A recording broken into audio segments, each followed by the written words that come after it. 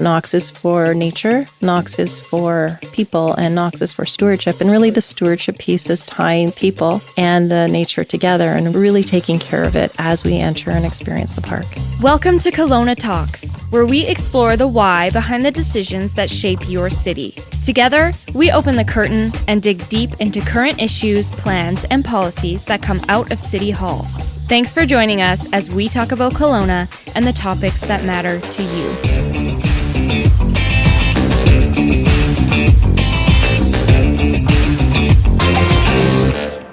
Hi everyone, I'm Bob Evans, Partnership Director at the City of Kelowna and host of our Kelowna Talks podcast. I acknowledge that our community is located on the traditional, ancestral, unceded territory of the Syilx Okanagan people. Well, Knox Mountain Park is a true gem in our city. It's a symbol of Kelowna, a place of unique and remarkable natural beauty within our city's park system. It's also our largest park at nearly 385 hectares, and it's not very far from downtown. So it's a great location.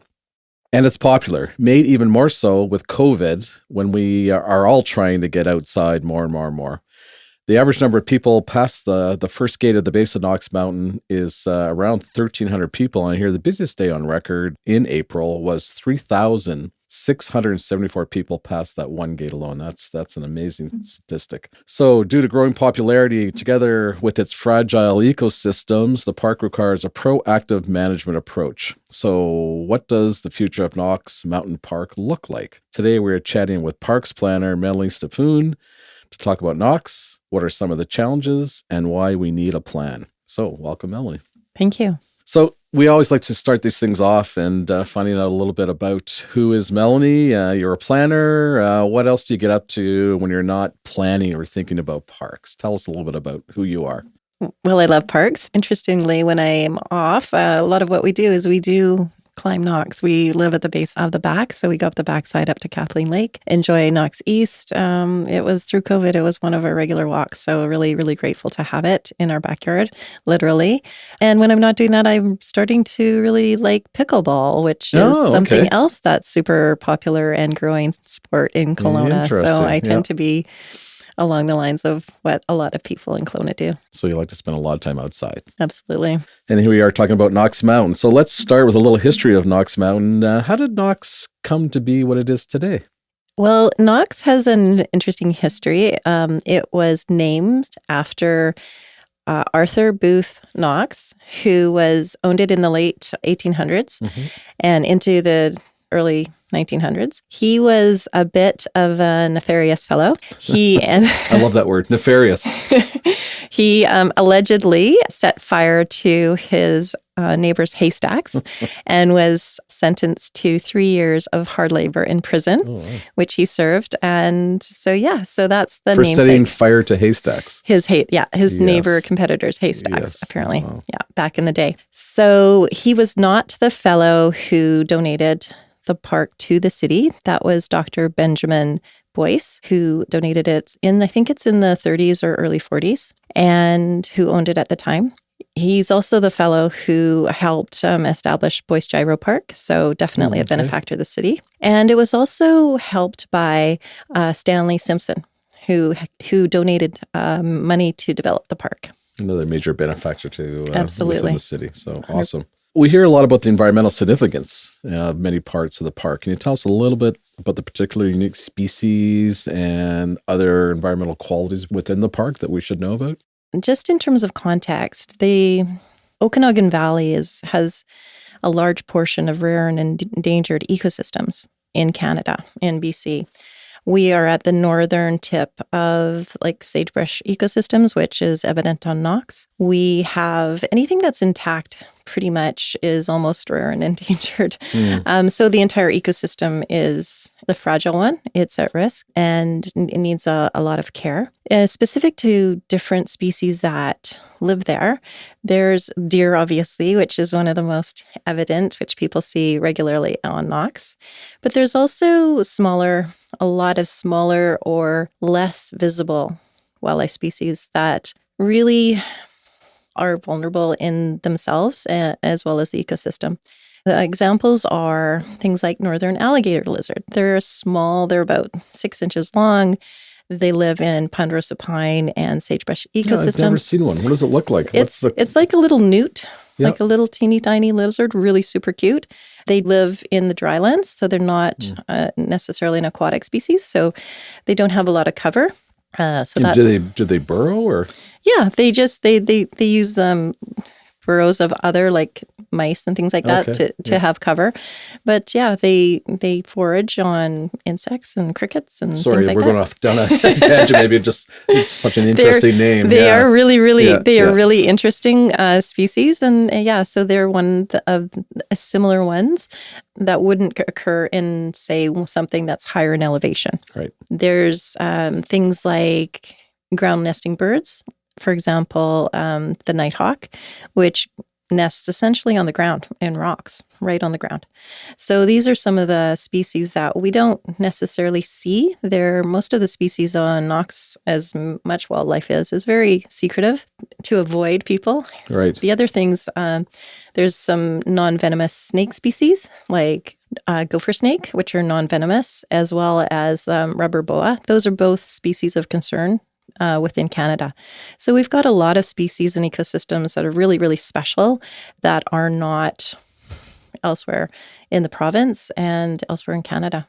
Okay, so we have this special place, and I mentioned some statistics earlier on about the heavy use and the amount of people that are being attracted to this park, and now we have a fragile ecosystem. So where are we with the balance, I guess, or the demands for recreational activities on the park and trying to balance out this environmental sensitivity? Well, certainly that's a big focus of the plan, is how to manage what we've seen in terms of growth in users on the mountain, as well as what we anticipate in further growth through the growth that we've anticipated in our city through even the downtown core. Right.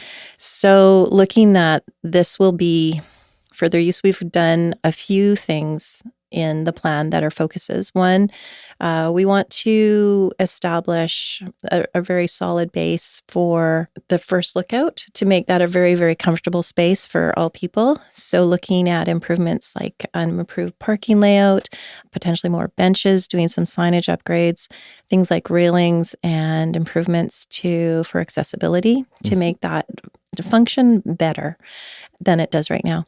So that's one focus area. Another one is to really look at Knox East, which a lot of people may not realize is right across Clifton from Knox and is a beautiful park.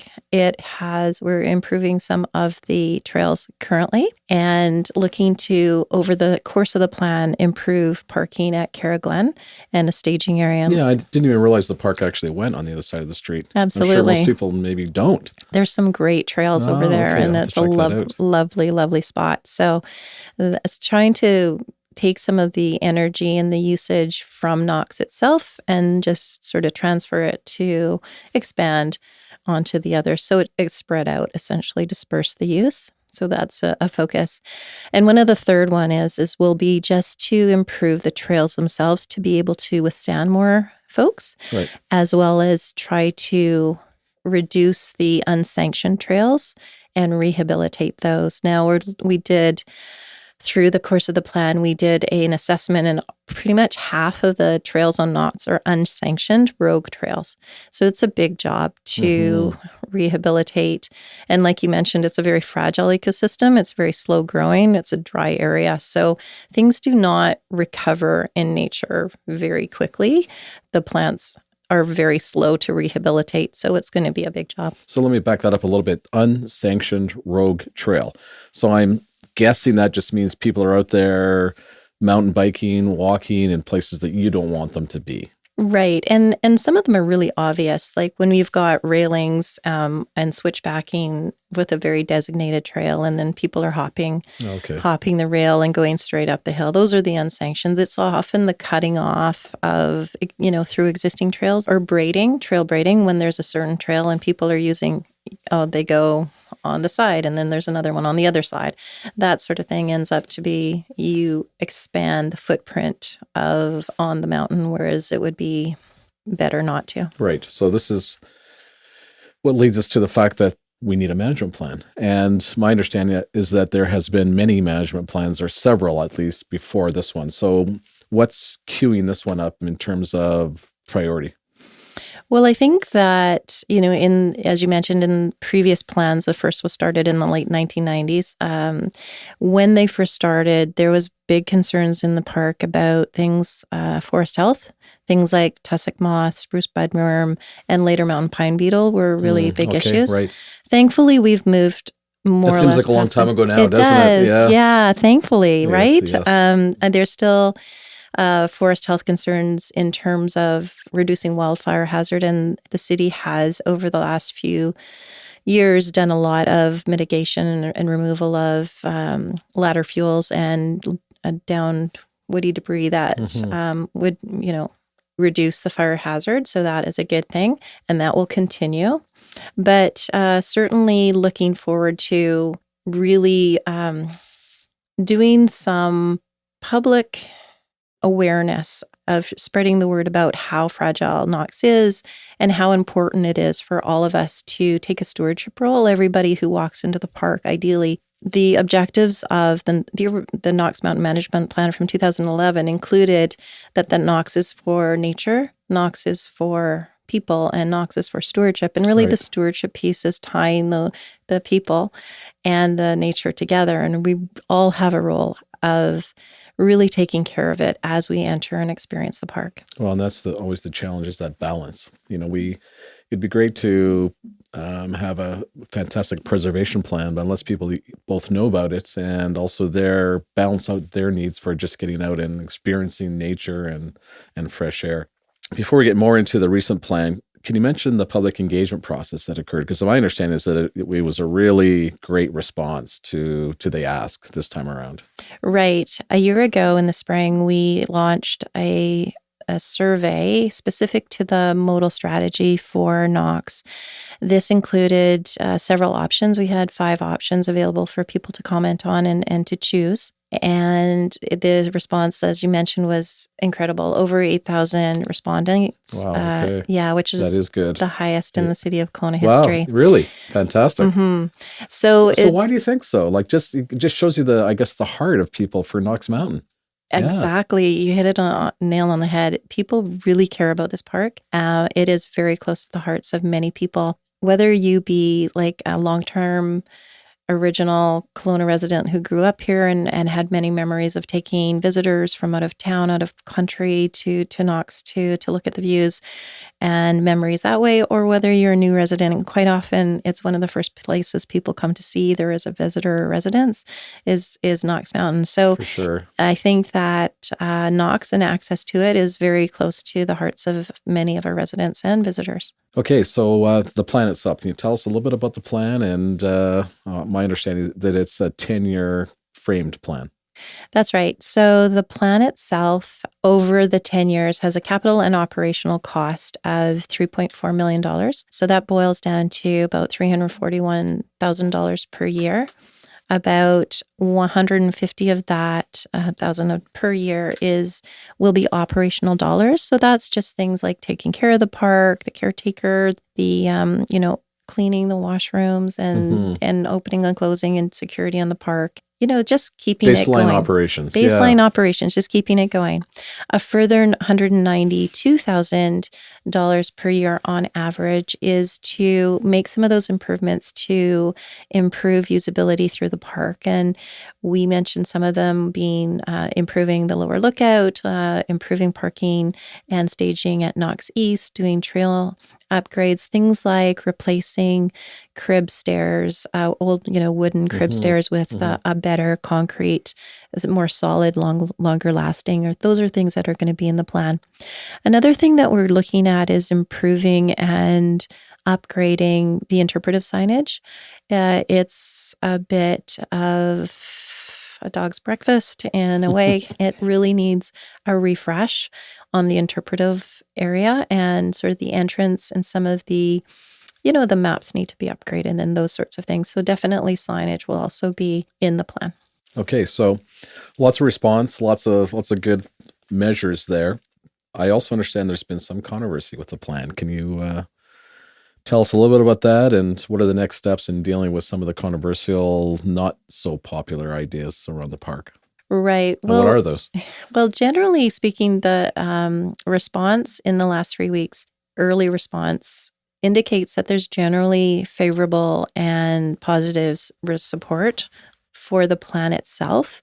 Where the controversy, I think, has come in is through the access management plan. It has received 8,000 Okay. respondents. It's just we received a very polarized response from folks, some who want access for cars right to the top, others who do not want access for cars at all through Knox. So this is where this is very polarized views. Now, through that process, what came to the forefront as being the compromise solution and the most popular solution was access for vehicles to the lower lookout, where still there's a beautiful views over Kelowna, and you can still access Paul's Tomb from there, etc. So that is what council had recommended and endorsed as a 2-year trial. We are looking at this, bearing in mind there is controversy around this, and there is difference of opinion through users in Kelowna. So looking at the 2-year trial, so this is started this spring and will be ongoing until 2024. So if I go up there today, the upper part of the mountain is locked off now? To a vehicle, yes. To a vehicle. Mm-hmm. Okay. Here's another question. We're 20 years from now. You and I call each other up. Bob, let's grab a coffee. Let's go up top of Knox Mountain or onto the mountain. What do we see? What's your ideal vision, and what does that look like for us as two people looking at Knox Mountain? What's different? Well, I think that what we do need is it's a subtle difference in terms of overwhelming care of the mountain. I think that if we can improve and go beyond what we do today as everyday residents in terms of being aware of the sensitivity of those ecosystems and the importance of stewardship for every person that walks into the park. And if that is the vibe, if you will, or the philosophy of people using the park, that it's a very, very, very vulnerable place, and that if we really need to take care of it in order for it to be this great and greater, and this place for wildlife and for the ecosystems in 20 years. And just although you mentioned it's 385 hectares, which is our largest park, it still only represents, in terms of the size of the city of Kelowna, less than 0.2% of our landmass. So we have this ecosystems that used to be very prevalent have now kind of been boxed into this one park. So if we can improve and just have those ideas in our minds and in our hearts as we were going through there, and just be very careful about what we leave there and how we treat the mountain, I think that would be success. Well, I love that statement, stewardship for every person. I think that sums it up, because sometimes we kind of default, well, someone's taking care of this place or this ecosystem, but it falls on us individually. I was up there, I don't know, 2 or 3 years ago, and going for a hike, and saw somebody get out of a car smoking a cigarette, and they tossed a lit cigarette. And I ran up first to the cigarette, put it out, then, was aggravated, got to the person, just say, hey, do you understand how fragile this ecosystem is? And I, so I wasn't yelling at them, just trying to bring them along to understand that. And it was nerve-wracking to do that, but it felt good to do it. And hopefully that person walked away with a little different understanding. Agreed. So have we missed anything here, Melanie? We're getting close to the end of our time. Is there anything else that you want to tell our listeners about Knox Mountain and about the management plan in particular? Well, I would say that, to your point about stewardship is for everyone, it can be fairly straightforward. Just walking into the park, recognizing that it's sensitive, not picking the balsam root of the flowers, recognizing that they will fail probably by the time they reach your car. They are not a cut flower, and they will not bloom again next year. So that this is a very, very important. Things like staying on the trail and things like keeping your dog on the leash.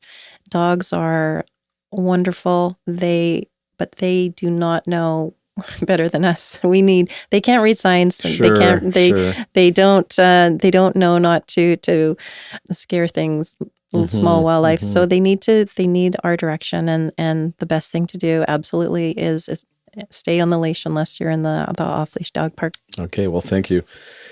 You've heard it here, folks. Take care and take personal responsibility on the mountain, and we'll have something that's sustainable for many, many years for many people. So thank you for that wisdom, Melanie, and best of luck with the management of the park on our behalf, and I really appreciate your time today. Thank you. Thanks for having me. Okay, thanks.